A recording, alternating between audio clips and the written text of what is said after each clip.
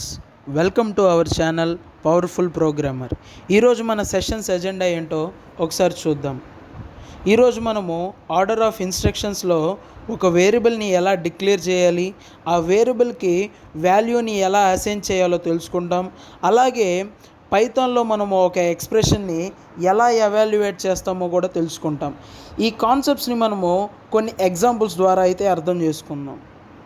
మనం ముందుగానే అనుకున్నాం సాఫ్ట్వేర్ అంటే కొన్ని సెట్ ఆఫ్ ఇన్స్ట్రక్షన్స్ని హార్డ్వేర్కి ఇవ్వటం అని. ఈ ఇన్స్ట్రక్షన్స్ని ఒక కరెక్ట్ సీక్వెన్స్లో మనం ఇస్తేనే మనం ఎక్స్పెక్ట్ చేసిన అవుట్పుట్ అనేది వస్తుంది. అలా ఈ ఇన్స్ట్రక్షన్స్ని మనము ఒక కరెక్ట్ సీక్వెన్స్లో ఇవ్వకపోతే మనం ఎక్స్పెక్ట్ చేసిన అవుట్పుట్ అనేది రాకపోగా కొన్ని ఎర్రర్స్ని అయితే మనము ఫేస్ చేయాల్సి వస్తుంది. సో ఈ ఇన్స్ట్రక్షన్స్ని ఇచ్చేటప్పుడు ఆ ఇన్స్ట్రక్షన్స్ యొక్క ఆర్డర్ అనేది చాలా ముఖ్యం. దీనికి సంబంధించి ఒక ఎగ్జాంపుల్ని అయితే మనం ఇక్కడ చూద్దాం. ఈ కోడ్లో మనం చూస్తే నేమ్ అనే ఒక వేరియబుల్కి రాజు అనే ఒక స్ట్రింగ్ అసైన్ అవ్వడం జరిగిందనమాట. వేరియబుల్ అనేది ఎప్పుడు క్రియేట్ అవుతుంది అని అంటే ఆ వేరియబుల్కి మనము ఎప్పుడైతే ఒక వాల్యూని అసైన్ చేస్తామో అప్పుడే ఆ వేరియబుల్ క్రియేట్ అవుతుంది. ఆ వేరియబుల్కి మనము కనుక వాల్యూని అసైన్ చేయకపోతే ఆ వేరియబుల్ క్రియేట్ అవ్వనట్టే. ఇక్కడ మనము నేమ్ అనే వేరియబుల్కి రాజు అనే వాల్యూని అసైన్ చేసాం కనుక నేమ్ అనే ఒక వేరియబుల్ క్రియేట్ అవ్వడం జరిగింది. నెక్స్ట్ స్టెప్లో మనం చూస్తే ప్రింట్ ఆఫ్ నేమ్ అనేది అయితే ఉంది. సో దీని మీనింగ్ ఏంటి అని అంటే నేమ్ అనే వేరియబుల్లో ఉన్న వాల్యూని ప్రింట్ చేయమని. సో మనం ఇక్కడ అవుట్పుట్లో చూస్తే రాజు అనేది ఉంది. సో ఇక్కడ రాజు అనేది మనం ఎక్స్పెక్ట్ చేసిన అవుట్పుట్. ఈ ఇన్స్ట్రక్షన్స్ని మనము ఒక కరెక్ట్ సీక్వెన్స్లో ఇచ్చాము గనుక మనం ఎక్స్పెక్ట్ చేసిన అవుట్పుట్ అనేది రావడం జరిగింది. ఒకసారి ఈ సీక్వెన్స్ అనేది చేంజ్ చేస్తే మనకు అవుట్పుట్ ఏమొస్తుందో చూద్దాం. సో ఇక్కడ మనం చూస్తే ప్రింట్ ఆఫ్ అనే నేమ్ ఇచ్చేసి తర్వాత నేమ్ అనే వేరియబుల్కి రాజు అనే వాల్యూని మనం అసైన్ చేసాం. ఇక్కడ మనకి ఎర్రర్ అనేది రావడం జరిగింది. ఎందుకు ఈ ఎర్రర్ వచ్చింది అని అంటే మనము ముందుగానే నేమ్ అనే ఒక వేరియబుల్లో ఉన్న వాల్యూని ప్రింట్ చేయమని అడిగాము. యాక్చువల్గా పైథాన్ అనేది లైన్ బై లైన్గా మనం ఇచ్చిన ఇన్స్ట్రక్షన్స్ని ఎగ్జిక్యూట్ చేస్తుంది. సో ఇక్కడ నేమ్ అనే ఒక వేరియబుల్ని మనము డిఫైన్ చేయకముందే నేమ్ అనే వేరియబుల్ని ప్రింట్ చేయమని అడిగాం. సో నేమ్ అనే వేరియబుల్ డిఫైన్ కాలేదు కనుక ఇక్కడ మనకి ఎర్రర్ రావడం జరిగింది. మనం ప్రోగ్రామ్స్ని రాసేటప్పుడు ఈ సీక్వెన్స్ అనేది చాలా ఇంపార్టెంట్. ప్రోగ్రాంలో మనము కొన్ని కామన్ మిస్టేక్స్ని అయితే చూద్దాం. ఇక్కడ మనం చూస్తే నేమ్ అనే ఒక వేరియబుల్లో రాజు అనే ఒక స్ట్రింగ్ని అయితే అసైన్ చేయడం జరిగింది. తర్వాత ఇక్కడ మనము ప్రింట్ స్పెల్లింగ్ని తప్పు రాసాం కనుక మనకి ఎర్రర్ అనేది రావడం జరిగింది. అలాగే సెకండ్ కోడ్లో మనం చూస్తే నేమ్ అనే వేరియబుల్కి రాజు అనే వాల్యూని అయితే కరెక్ట్గా అసైన్ చేసాము. తర్వాత ప్రింట్ ఆ లైన్లో మనం చూస్తే కోడ్స్ మధ్యలో మనం ఏదైనా ఒక వాల్యూని ఉంచితే అది స్ట్రింగ్ అవుతుంది కాబట్టి మనం ఎక్స్పెక్ట్ చేసిన రాజు అనే అవుట్పుట్ అయితే మనకు రాలేదు, పోగా నేమ్ అనేది అయితే మనకు అవుట్పుట్లో వచ్చింది. అలాగే ఇంకొక పాసిబుల్ ఎర్రర్ని అయితే మనం చూద్దాం. సో ఇక్కడ మనము ఈ కోడ్ని చూస్తే నేమ్ అనే వేరియబుల్కి రాజు అనే వాల్యూని అసైన్ చేసాము. తర్వాత ప్రింట్ ఆఫ్ నేమ్ అని అయితే ఇచ్చాము. సో మనకి అవుట్పుట్లో ఇండెంటేషన్ ఎర్రర్ అయితే వచ్చింది. ఎందుకు ఈ ఇండెంటేషన్ ఎర్రర్ వచ్చింది అని అంటే మనము ఆ నేమ్ అనే దాన్ని రాసే ముందు స్పేస్ అయితే ఇచ్చామన్నమాట. సో స్పేస్ ఇవ్వకూడదు. ఎప్పుడైతే మనం స్పేస్ ఇస్తామో మనకి ఎర్రర్ అనేది రావడం జరుగుతుంది. కోడ్ని రాసేటప్పుడు స్పేస్ అయితే ఇవ్వకూడదు. ఒకవేళ స్పేస్ అనేది మనం ఇస్తే ఎర్రర్ అనేది రావడం జరుగుతుంది. ఒకసారి మనము ఈ కోడ్ని ప్రాక్టీస్ చేసి చూద్దాం. నేనైతే విఎస్ కోడ్ని ఓపెన్ చేశాను. మీ దగ్గర కనుక ల్యాప్టాప్ ఆర్ పీసీ లేకపోతే సింపుల్గా మీరు ప్లేస్టోర్లోకి వెళ్ళిపోయి పైడ్రాయిడ్ అనే ఒక అప్లికేషన్ని ఇన్స్టాల్ చేసుకోండి. నా నెక్స్ట్ వీడియోస్ని నేను మొబైల్లో ప్రాక్టీస్ చేస్తూ ఎలా చేయాలో అనేది మీకు చూపిస్తానన్నమాట. సో ఇక్కడైతే మనము నేమ్ అనే వేరియబుల్కి రాజు అనే వాల్యూని అయితే అసైన్ చేస్తున్నాము. తర్వాత ప్రింట్ ఫంక్షన్ని యూజ్ చేసుకొని ఈ నేమ్ అనే వేరియబుల్ని అయితే మనం ప్రింట్ చేద్దాం. ఒకసారి రన్ చేద్దాం, అవుట్పుట్ ఏమొస్తుందో చూద్దాం. సో మనం ఇక్కడ చూస్తే మనకి రాజు అని అయితే ఈ అవుట్పుట్లో రావడం జరిగిందనమాట. సో అలాగే మనము ఈ సీక్వెన్స్ని మార్చి చూద్దాం. ప్రింట్ ఆఫ్ నేమ్ అని టైప్ చేసిన తర్వాత సెకండ్ స్టెప్లో నేమ్ ఈక్వల్ టు రాజు. ఒకసారి ఈ కోడ్ని రన్ చేసి చూద్దాం. సో మనం ఇక్కడ చూస్తే మనకి నేమ్ ఎర్రర్ అనేది ఒక ఎర్రర్ వచ్చిందనమాట. మనం ముందే అనుకున్నాం ఎందుకు ఈ ఎర్రర్ వచ్చింది అని అంటే, నేమ్ అనే ఒక వేరియబుల్ని మనం డిక్లేర్ చేయకముందే నేమ్ అనే వేరియబుల్ని మనం ప్రింట్ చేయమని అడిగాం. సో నేమ్ అనే వేరియబుల్ని డిక్లేర్ చేయలేదు కనుక నేమ్ అనే వేరియబుల్ క్రియేట్ అవ్వలేదు. కాబట్టి ఇక్కడ నేమ్ ఎర్రర్ అనే ఈ ఎర్రర్ మనకి కనిపించడం జరిగింది. అలాగే నేను ఈ కోడ్ని స్పేస్ ఇచ్చి రాస్తాను, అప్పుడు మనకి అవుట్పుట్ ఏమొస్తుందో చూద్దాం. సో మనకి ఇక్కడ ఇండెంటేషన్ ఎర్రర్ అనేది రావడం జరిగిందనమాట.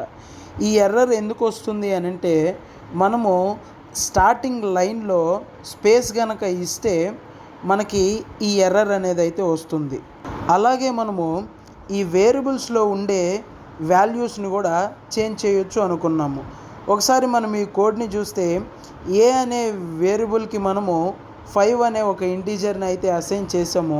తర్వాత స్టేట్మెంట్లో మనము ఏ అనే వేరియబుల్కి 7 అనే ఇంటీజర్ని అసైన్ చేసాము. ఈ ఏ అనే వేరియబుల్ని మనము ప్రింట్ చేస్తే అవుట్పుట్ ఏమొస్తుందో ఒకసారి చూద్దాం. సో ఇక్కడ అవుట్పుట్లో 7 అనేది ఎందుకు వచ్చింది అని అంటే, ఇనిషియల్గా మనము ఏ అనే వేరియబుల్కి 5 అనే ఇంటీజర్ని అసైన్ చేసాము. తర్వాత స్టేట్మెంట్లో మనము ఏ అనే వేరియబుల్లో 5 అనే వాల్యూని తీసేసి 7 అనే వాల్యూని అసైన్ చేసాము. సో ఫైనల్గా మనకి ఏ అనే వేరియబుల్లో 7 అనే ఇంటీజర్ అసైన్ అవ్వడం జరిగింది. సో మనము ఏని ప్రింట్ చేసినప్పుడు మనకి 7 అనేది అయితే వచ్చింది. అలాగే ఇంకొక ఎగ్జాంపుల్ చూద్దాం.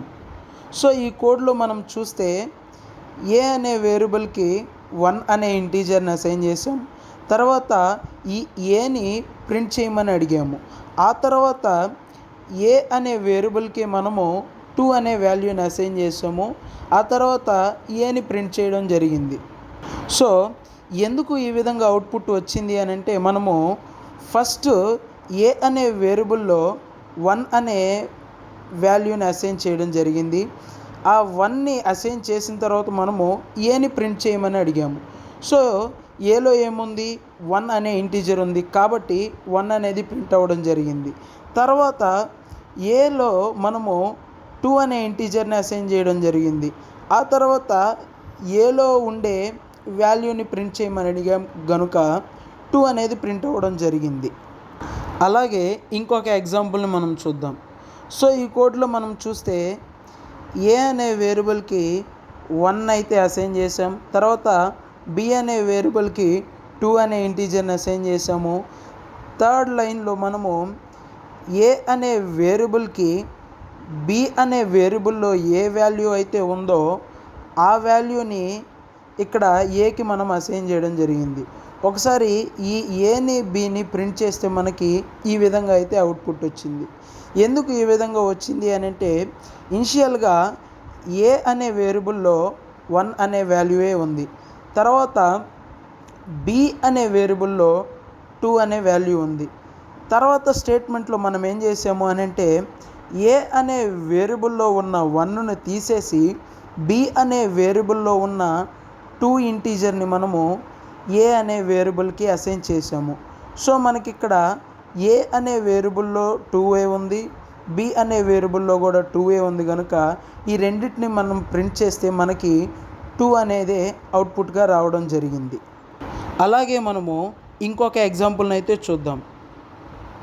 నేను ఎందుకు ఇన్ని ఎగ్జాంపుల్స్ని అయితే చెప్తున్నాను అని అంటే ఇవి ప్రోగ్రామింగ్లో బేసిక్స్ అన్నమాట.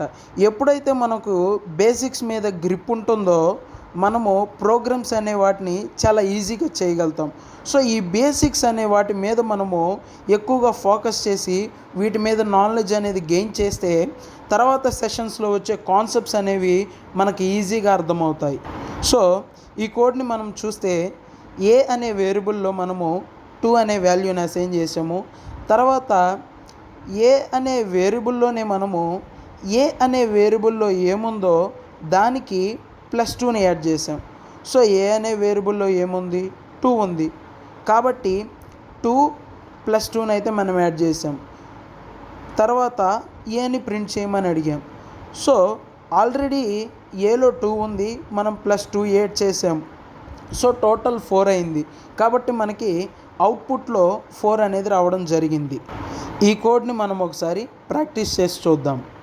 సో ఏ అనే వేరియబుల్కి అయితే మనము 2 అనే ఇంటీజర్ని అసైన్ చేసాము. తర్వాత ఏ అనే ఆ వేరియబుల్కి మనము ఏ వేరియబుల్లో ఏ వాల్యూ అయితే ఉందో దానికి +2 యాడ్ చేద్దాం.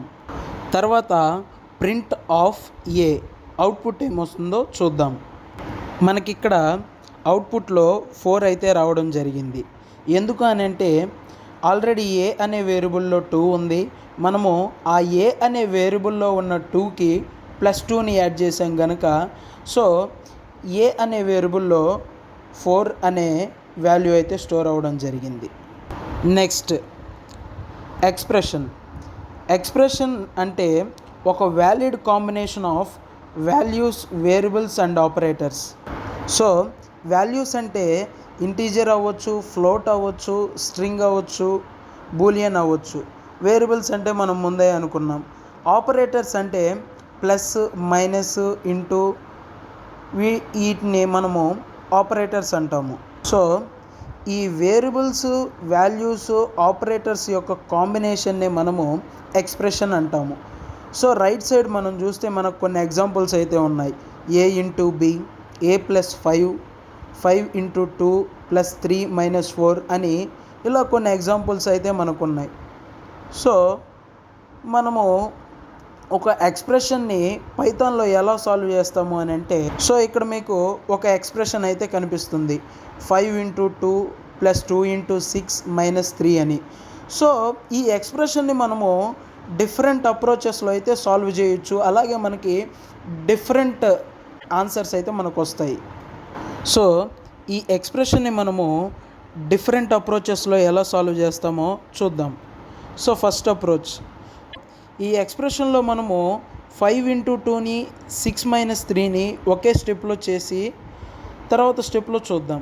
సో 5 ఇంటూ 2 10 + 2 ఇంటూ 6 - 3 కనుక ఇంటూ 3. తర్వాత స్టెప్లో 10 + 2 12 ఇంటూ 3 ఫైనల్గా మనకు ఆన్సర్ 36 అనేది రావడం జరిగింది. అలాగే దీనికి ఇంకొక అప్రోచ్ని అయితే మనం చూద్దాం. సో సెకండ్ అప్రోచ్లో మనం చూస్తే 5 ఇంటూ 2 + 2 అనేదాన్ని మనం ఇక్కడ ఫస్ట్ చేసాం. తర్వాత 6 - 3 ఈ రెండింటిని ఒకే స్టెప్లో చేసాం. సో 5 ఇంటూ 2 + 2 4 కనుక 5 ఇంటూ 4, 6 - 3 3 కనుక 5 ఇంటూ 4 ఇంటూ 3 అని చేసాము. తర్వాత 5 ఇంటూ 4 అంటే 20 ఇంటూ 3 ఫైనల్గా మనకు ఆన్సర్ 60 అనేది రావడం జరిగింది. సో ఇందాక ఫస్ట్ అప్రోచ్లో 36 అనేది రావడం జరిగింది, తర్వాత 60 అనేది రావడం జరిగింది. ఒకే ఎక్స్ప్రెషన్ని మనము డిఫరెంట్ అప్రోచెస్లో డిఫరెంట్ వాల్యూస్ అయితే మనకు వస్తాయి. ఒకసారి ఇటువంటి ఎక్స్ప్రెషన్స్ని మనము పైథాన్లో ఇస్తే మనకి ఏ విధంగా అవుట్పుట్ అనేది వస్తుందో ఒకసారి చూద్దాం. సో పైథాన్లో మనకి ఇటువంటి ఎక్స్ప్రెషన్స్ని సాల్వ్ చేయడానికి బోడ్మస్ రూల్ అయితే ఉందన్నమాట. ఇందులో బి అంటే బ్రాకెట్స్, ఓ అంటే ఆర్డర్ అంటే పవర్స్ ఉంటే, డి అంటే డివిజన్, ఎం అంటే మల్టిప్లికేషన్, ఏ అంటే ఎడిషన్, ఎస్ అంటే సబ్ట్రాక్షన్.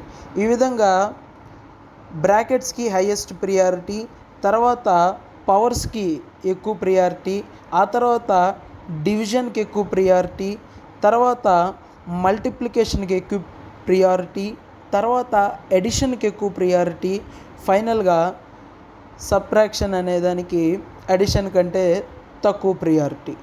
సో ఇక్కడ మనం చూస్తే ఈ ఎక్స్ప్రెషన్లో మనకి బ్రాకెట్స్ లేవు, అలాగే పవర్స్ లేవు, తర్వాత డివిజన్ అనే ఆపరేషన్ కూడా లేదు.